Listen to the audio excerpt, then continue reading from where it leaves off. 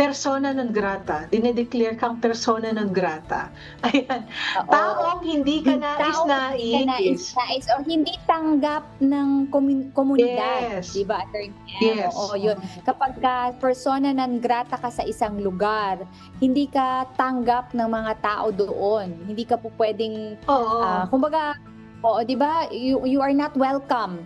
Yun ang naiisip ko. yes, oo. Oo, Oh, sa well, anumang ah kadahilanan, oo. oo, 'di kasi natin depende, Attorney Joey, sa sensitivities 'no pero Mm. usually ang napapansin ko 'no na nagkakaroon ng ganitong declaration yung mga LGUs, Attorney Joey 'no.